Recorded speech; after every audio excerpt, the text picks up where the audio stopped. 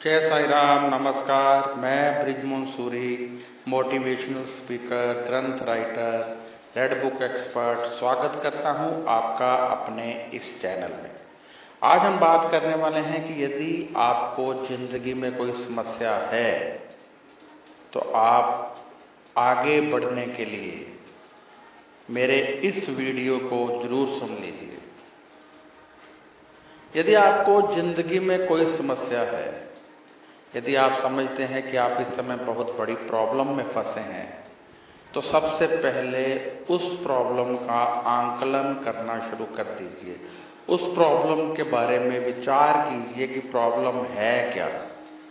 होता क्या है कि जब हमें कोई समस्या होती है तो हम उससे इतना घबरा जाते हैं कि समस्या का निवारण कर पाना हमारे वश में नहीं रहता। अपने दिमाग को कूल कीजिए, ठंडा पानी पीजिए, किसी से विचार विमर्श कर सकते हैं कीजिए, फिर कॉपी पेन लीजिए और लिखिए कि समस्या आखिर है क्या और कितनी गहरी समस्या है, और यदि इसका हल नहीं किया जाएगा तो अंत क्या होगा। अब आप जब अंत तक सोचेंगे तो आपकी समस्या जो आपके दिमाग पर हावी थी वो धीरे धीरे डाउन होने लगेगी, क्योंकि कई बार अंत इतना छोटा सा होता है कि हम सोचते हैं ज्यादा से ज्यादा यही होगा, चलो कोई बात नहीं, देख लेंगे। और फिर उसको समस्या को पार्ट्स में बांट दीजिए, छोटे छोटे पार्ट्स में, कि पहले हमने इसको ऐसे सॉल्व करना है, अब हमने ये करना है, अब हमने ये करना है। अब मान लीजिए कि आपके हाथों किसी का कत्ल हो गया। अब ये समस्या देखिए कितनी बड़ी है कि किसी पर इल्जाम लग गया है कि उस पर कत्ल का केस हो गया है। ये कोई छोटी समस्या नहीं है, परमात्मा ना करे किसी के हाथों ऐसा हो। मेरा यहां समझाने का मतलब है कि सबसे बड़ी जिंदगी में ये समस्या है। अब वो व्यक्ति जानता है उसने कत्ल नहीं किया है, परंतु उस पर आरोप लग रहा है। तो अब इधर उधर भागने की जगह यदि वह शांत मन से सबसे पहले सोचे कि मेरी जमानत कैसे होगी। यदि उसे पता चलता है कि उसकी जमानत नहीं होगी, पेश होना पड़ेगा, जेल जाना पड़ेगा, तो उसको पहले अपने आप को तैयार करना पड़ेगा कि चलो ये छोटा सा दुख पहले सह लूं, थोड़े दिन जेल जाऊं और फिर जमानत करवाऊं।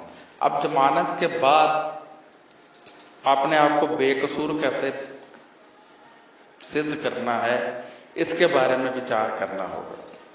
ऐसे ही जिंदगी में आपने लोन लिया है, कर्जा लिया है, और कर्जा वाले आपके पीछे भाग रहे हैं, आपकी प्रॉपर्टी को सील करना चाहते हैं, तो आप भागने की जगह विचार करेंगे कि इससे कैसे बचा जाए। सबसे पहले जरूरी है कि समय मिल जाए। तो सबसे पहला जो फोकस होना चाहिए कि समय कैसे मिलेगा।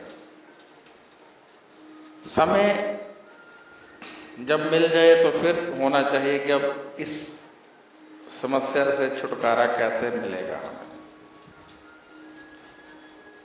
तो सबसे बड़ी बात हमारी समस्या में ये होती है कि हम समस्या से डरने लगते हैं। हमें अपनी प्रॉब्लम से डरना नहीं है, उसको फेस करना है, उसको एकदम चैलेंज लेना है कि ये समस्या यदि लाइफ में आई है तो इसको हमने एक्सेप्ट करना है और इसका समाधान ढूंढकर इस पर विजय प्राप्त करनी है।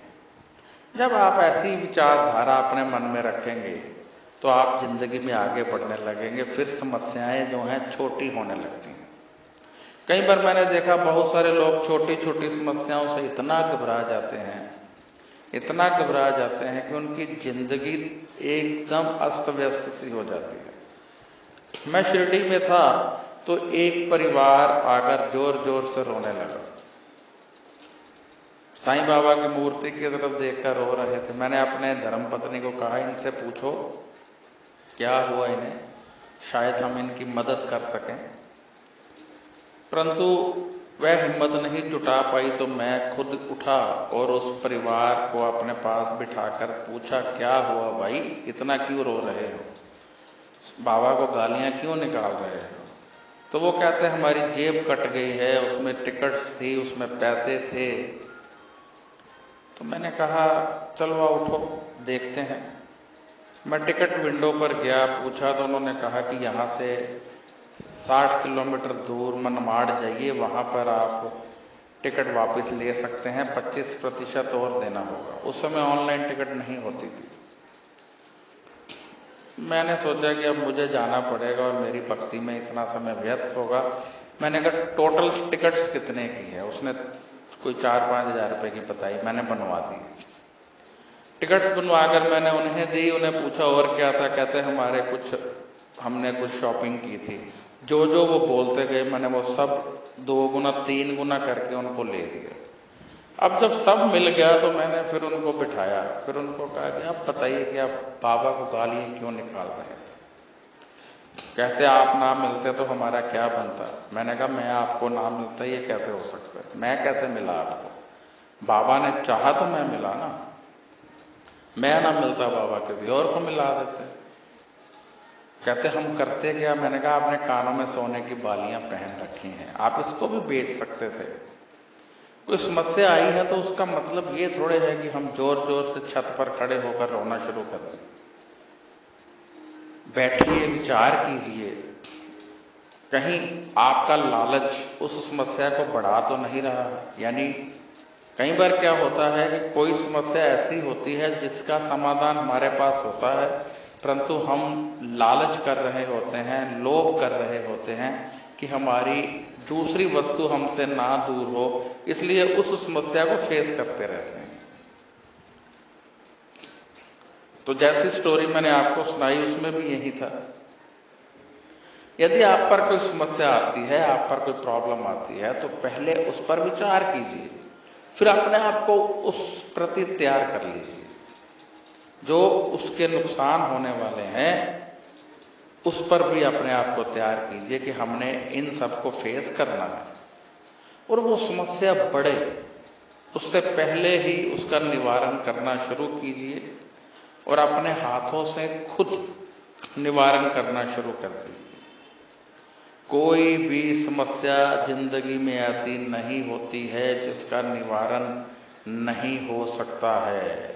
ये बात अलग है कि हमें रास्ता ना पता हो, हमें ना ज्ञान हो कि इसका निवारण कैसे होगा, परंतु इसका अर्थ ये नहीं है कि उसका निवारण नहीं हो सकता है।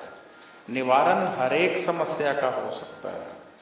विचार कीजिए, दिल से विचार कीजिए, और जब आप दिल से अपनी समस्याओं को दूर करने का प्रयत्न करेंगे तो समस्याएं फटाफट दूर हो जाएंगी। एक विद्यार्थी जिसने स्कूल का काम नहीं किया है वह डर रहा है, कांप रहा है कि मैडम टीचर पता नहीं क्या कहेंगे, परंतु यदि वह अपने अध्यापक को जाकर सच बोल दे कि आज उसने जो ये होमवर्क नहीं किया है उसके पीछे रीजन ये है, तो उसकी समस्या का निवारण तत्काल रूप में हो जाता है।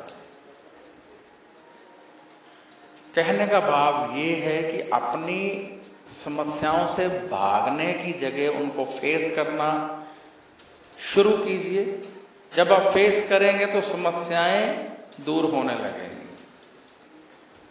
अब कुछ लोगों के पति तंग करते हैं, परंतु वो अपने बड़ों को इसलिए नहीं बताते कि इज्जत कम हो जाएगी और इसलिए दुख सहते रहते हैं, परंतु जब वो बड़ों को बता देंगे तो ये दुख उनकी जिंदगी से दूर हो जाएगा। तो कहने का भाव है कि समस्याओं से भागना नहीं है, उन्हें फेस करना है, उनके बारे में विचार करना है।